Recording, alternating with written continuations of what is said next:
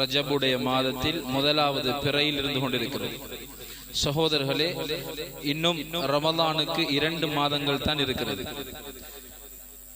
இந்த மாதங்களை முடிவு செய்தவனும் அல்லாஹ். குர்ஆனில் அல்லாஹ் சொல்லும்போது இன்ன இத்தத்தஷ் ஷுஹூரி இன்தல்லாஹி 12 ஷஹ்ரன் ஃபீ கிதாபில்லாஹ், மாதங்கள் அல்லாஹ்விடத்தில் 12. அது எப்ப இந்த மாதங்கள் 12 என்ற விடயத்தை அல்லாஹ் சொல்லும் போது யௌம ஹலகஸ் ஸமாவாதி வல் அர்த், வானம் பூமி எப்ப படைக்கப்பட்டதோ அந்த நாளிலிருந்து மாதங்கள் 12 தான். சகோதரர்களே, மாதத்தை படைத்த ரப்பு அல்லாஹ், 12ஐ படைத்தவனும் அவன்தான். ஆனால் படைத்த ரப்பு அல்லாஹ் 12இல் 4ஐ விசேஷமாக ஆக்கி வைத்திருக்கிறார். மின்ஹா அர்பஅத்துன் ஹுரும், அது சங்கையாக்கப்பட்ட சங்கையான மாதங்களும் அதில் இருக்கிறது. 4 மாதங்கள் இருக்கிறது. சகோதரர்களே, இந்த ஆயத்துக்கு தஃப்சீர் செய்யும் போது ஸல்லல்லாஹு அலைஹி வஸல்லம் சொன்னாங்க, அது என்ன 4 மாதம்? ஸலாத்தத்துன் முத்தவாலியாத், 3 மாதங்கள் தொடர்ச்சியாக வரக்கூடிய மாதம். துல்கஅதா, துல்ஹிஜ்ஜா, முஹர்ரம். துல்கஅதா, துல்ஹிஜ்ஜா, முஹர்ரம் 3ம் தொடர்ச்சியாக வரக்கூடிய மாதம். 4வது ரஜப், ஜுமாதுல் ஆஹிரா, ஷஅபான் 2க்கும் மத்தியில் உள்ள மாதம் ரஜபுடைய மாதம். அந்த மாதத்தில் தான் நாம் அடைந்திருக்கிறோம். சகோதரர்களே, உலமாக்கள் வழங்கப்படுத்துகிறார்கள், ஏன் அல்லாஹ் இந்த 4 மாதங்களையும் ஹுரும், சங்கையான மாதம் என்று சொல்லியிருக்கிறார். சகோதரர்களே, பல காரணங்களை சொல்லியிருக்கிறார். அதில் ஒரு பிரதானமான காரணம் தான் இந்த 4 மாதங்களிலும் அந்நியர்களுடன் யுத்தம் செய்ய முடியாது.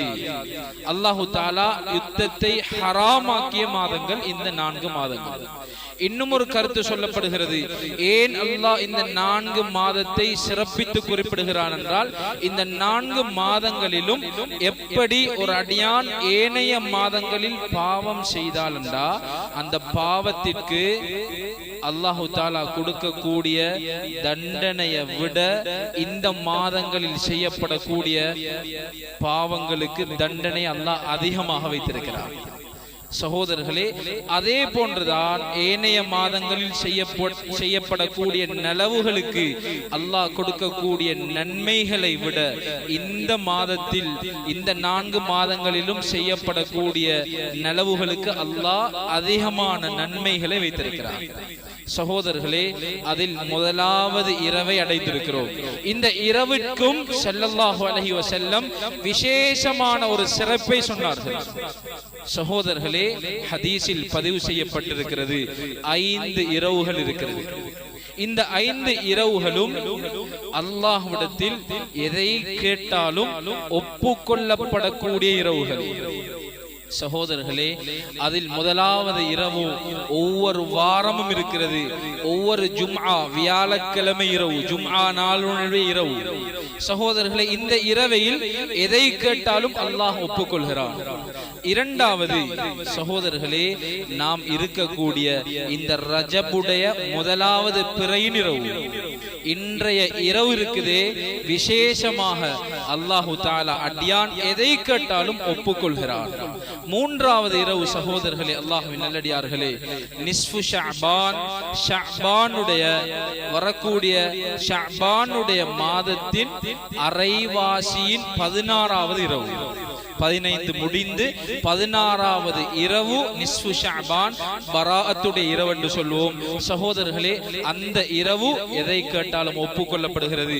4வது இரவு ஈதுல் அல்ஹா, ஹஜ் பெருநாளுடைய இரவு. 5வது ஈதுல் ஃபித்ர், நோன்பு பெருநாளுடைய இரவு. சகோதரர்களே, இந்த 5 இரவுகளிலும் எதை கேட்டாலும் அல்லாஹு தஆலா தங்குதடை இல்லாமல் ஒப்புக்கொள்கிறான் என்று ஹதீஸில் பதிவு செய்யப்பட்டிருக்கிறது. எனவே சகோதரர்களே, அல்லாஹ்வின் நல்லடியார்களே, பெருமதியான இரவுகளை அடைந்திருக்கிறோம். ஏன் ஸல்லல்லாஹு அலைஹி வஸல்லம் இந்த இரவுகளுக்காக, இந்த மாதங்களுக்காக ரமலானுடைய மாதம் வருவதற்கு முன்னாலே ரஜபில் இருந்து துஆ செய்தார்கள். அல்லாஹும்ம பாரிக் லனா ஃபீ ரஜபி வ ஷஅபான், யா அல்லாஹ் ரஜபிலும் ஷஅபானிலும் பரக்கத் செய்திடு. வபல்லிக்னா ரமலான், ரமலானை அடையக்கூடிய சந்தர்ப்பத்தை தந்திடு.